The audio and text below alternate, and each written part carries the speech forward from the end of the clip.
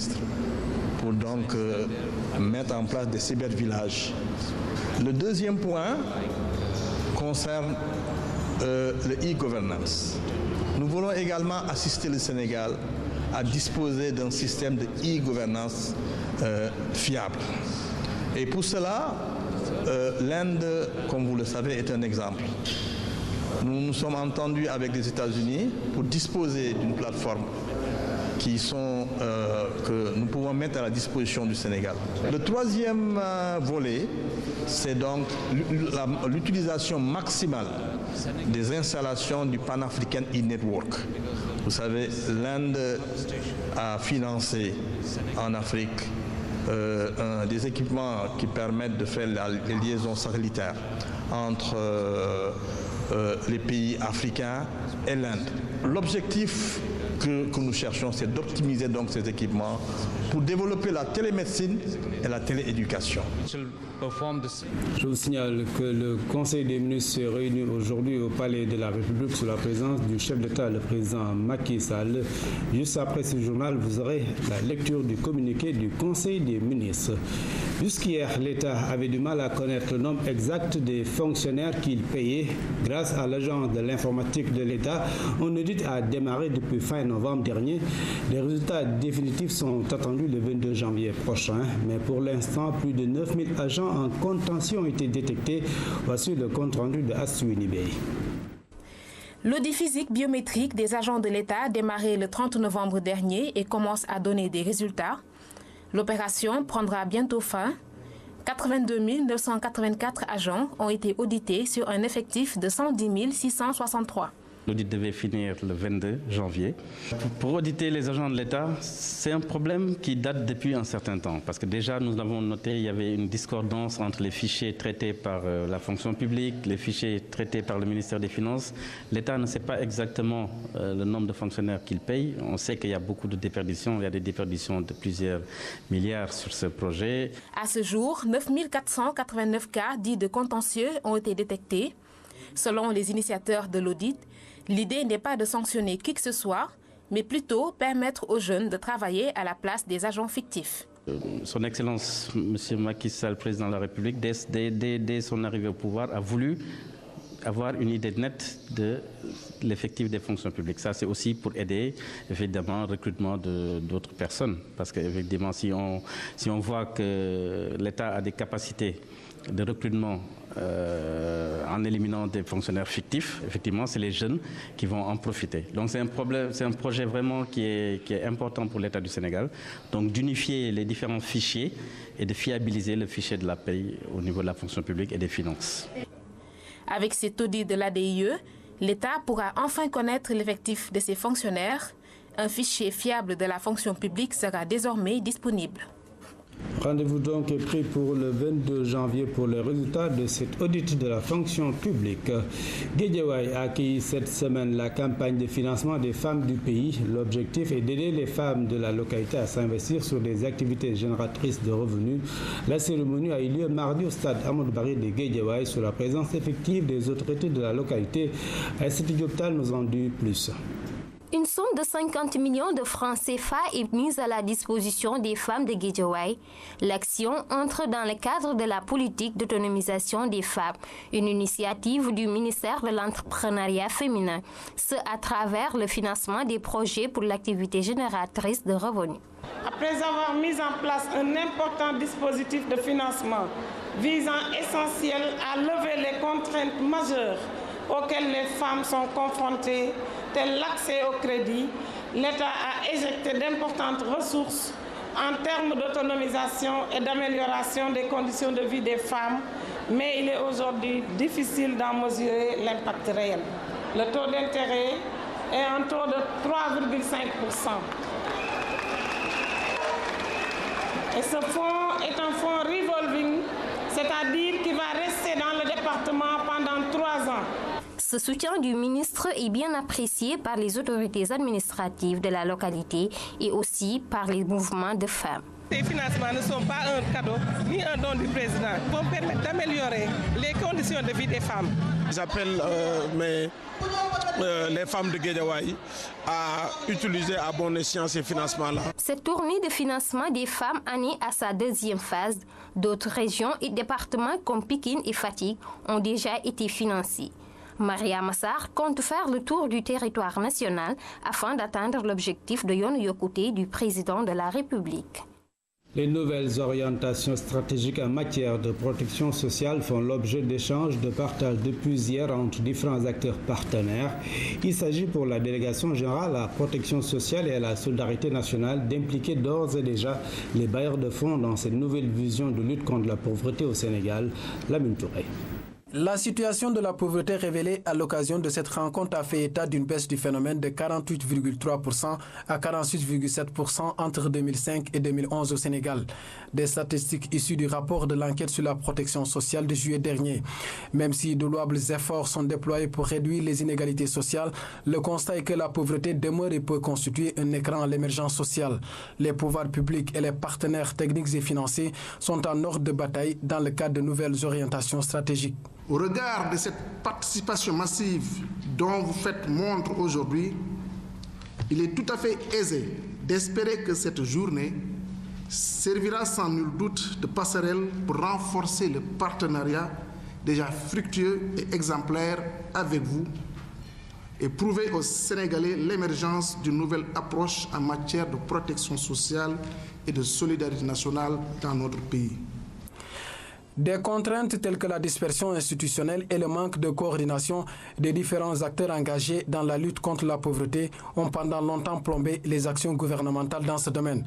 Ce cadre pratique de réflexion et d'échange entre la délégation générale à la protection sociale et à la solidarité nationale et les bailleurs de fonds contribue à harmoniser les différentes interventions. À l'UNICEF, nous sommes d'autant plus heureux de constater que cette vision des autorités cadre parfaitement avec les principes d'équité qui guident les actions de notre agence. Nous espérons que la mise en œuvre des initiatives permettra l'union économique du pays et d'assurer une cohésion sociale. L'objectif assigné à cette rencontre est d'informer, échanger et partager sur les nouvelles stratégies à mettre en œuvre pour réduire la pauvreté. De nouveaux dispositifs qui placent les couches vulnérables au cœur du programme. Parlons toujours de partenariat. Troisième comité technique du projet USAID-ERA, éducation et recherche en agriculture. Occasion pour les acteurs d'évaluer ces réalisations dans le domaine de l'éducation et de la formation des étudiants et enseignants-chercheurs. Un bilan jugé satisfaisant pour le ministre de l'Enseignement supérieur, Mary Teuw Niane, et les bénéficiaires du projet. Le compte-rendu est signé Fatou Diouf. Évalué à mi-parcours, le projet USAID-ERA affiche un tableau réluisant selon ses partenaires. Son apport a été considérable dans ses domaines d'intervention privilégiés, à savoir l'éducation et la formation des étudiants dans les filières agricoles, mais aussi la vulgarisation des résultats de recherche en technologie agroalimentaire. On a appuyé les institutions pour le renforcement de la capacité et aussi il y avait des subventions pour les étudiants, pour des bourses locales, des bourses pour études aux États-Unis et aussi des formations techniques pour les professeurs et les chercheurs. En plus de l'appui conseil aux universités, aux centres de recherche et aux producteurs agricoles, le projet a joué un grand rôle dans l'amélioration du plateau technique de la formation, des acquis à consolider grâce à une synergie d'action. Ces améliorations, c'est la synergie entre les différents acteurs, les établissements d'enseignement supérieur, les établissements de recherche et d'innovation, les producteurs, les communautés, les entreprises et le marché. C'est aussi le cadre institutionnel. C'est aussi l'orientation de la recherche et de l'innovation vers les besoins des communautés. Le coût global du projet, 28 millions de dollars, soit 13 milliards 600 millions de francs CFA, une somme pour bâtir un système agricole durable au Sénégal. Ainsi, l'USAID-ERA et ses collaborateurs s'investissent résolument dans la lutte contre l'insécurité alimentaire dans notre pays. Quittons Dakar, cap sur Saint-Louis pour parler du lancement officiel de la campagne de décompte annuel des oiseaux du parc de Djoudj. Cette année, c'est en présence du ministre de l'Environnement et du Développement durable, invité de marque de cette édition, l'ambassadeur de France au Sénégal. Reportage de notre équipe permanente à Saint-Louis, Jérôme Gomis, Pabouna Thiaw. Comme à l'accoutumée, c'est le parc national des oiseaux du Djoudj qui abrite le lancement officiel des opérations. Le décompte international des oiseaux d'eau permet d'évaluer les tendances des effectifs, de voir l'évolution des espèces, d'identifier leur site d'étape. L'opération se tient annuellement au Sénégal depuis 1989. D'abord, c'est pour nous permettre de connaître les effectifs et la fluctuation des effectifs année après année pour pouvoir rectifier les manquements ou les observations que nous avons pertinentes. Mais ce dénombrement est complété par, comme le chef de village l'a dit, ici au niveau de la zone nord, il y a beaucoup de sites où les volontaires et les éco-gardes et les conservateurs, les agents des eaux et forêts, font un dénombrement mensuel sur des sites vraiment prioritaires, ce qui nous permet d'avoir des informations encore plus raffinées par rapport à la présence des oiseaux. Chaque année, des amateurs passionnés et des ornithologues professionnels prennent part aux opérations. L'invité surprise de cette édition, un diplomate et non des moindres. C'est une passion que j'ai depuis l'enfance et donc qui m'a accompagné aussi dans mes postes diplomatiques. Alors je suis heureux aussi d'être au Djoudj parce que c'est un endroit vraiment extraordinaire. C'est aussi un endroit d'ailleurs un peu diplomatique parce que les oiseaux ici sont beaucoup des étrangers et vous savez qu'au Djoudj il y a à peu près la moitié, je dirais, d'oiseaux africains et la moitié d'oiseaux qui viennent hiverner de Russie et d'Europe. Et sur les millions d'oiseaux qu'il y a ici, cet endroit est indispensable pour leur survie en Europe même. Donc il y a un aspect presque diplomatique parce que sans le Djoudj, les oiseaux d'Europe disparaîtraient en bonne partie. Donc ça, c'est important.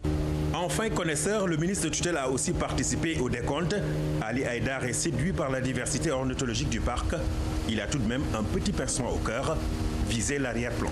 Nous avons vu beaucoup d'oiseaux et nous avons vu aussi, hélas, qu'il y a des problèmes d'envahissement du Djoudj par le Tifa, des problèmes d'ensablement du Djoudj, donc avec disparition de surface d'eau, et aussi malheureusement, comme vous le voyez un peu à l'écran, à l'arrière, des problèmes de feu. Donc un feu de Tifa, certes le Tifa est envahissant, mais de là à le brûler parce qu'il semblerait qu'on le brûle pour utiliser cela comme technique de pêche, parce que cela repousse les poissons, les tilapias, qui vont dans le fleuve et qui sont ensuite pêchés. Le parc du Djoudj a été classé au patrimoine mondial de l'UNESCO en 1981. Le site accueille annuellement près de 3 millions d'oiseaux, des oiseaux charmants et portant à la fois une valeur écologique universelle. De belles images qui nous viennent du parc de Djoudj. Nous parlons à présent de ce bel élan de solidarité, geste de solidarité de la société d'assurance AXA envers les populations de la communauté rurale de Keur Momar Sarr. Pour aider ces populations à avoir de l'eau potable, AXA Assurance a installé une unité de potabilisation de l'eau du lac. Hamidou Diop. Ce lac situé à Serre à Keur Momar Sarr profite à tous sauf à ses habitants. Dans ce village, l'eau potable est une denrée rare alors qu'elle quitte la zone pour allier Dakar à plus de 300 km. Pour lutter contre ce paradoxe, AXA Assurance est intervenue. Elle a offert une unité de potabilisation qui est venue réaliser un vieux rêve de ses habitants, consommer l'eau du lac sans danger. Les eaux de notre lac et du forage ne sont pas potables. Ce qu'AXA Assurance a fait pour nous est très important, parce que chaque village aimerait bénéficier d'un tel projet.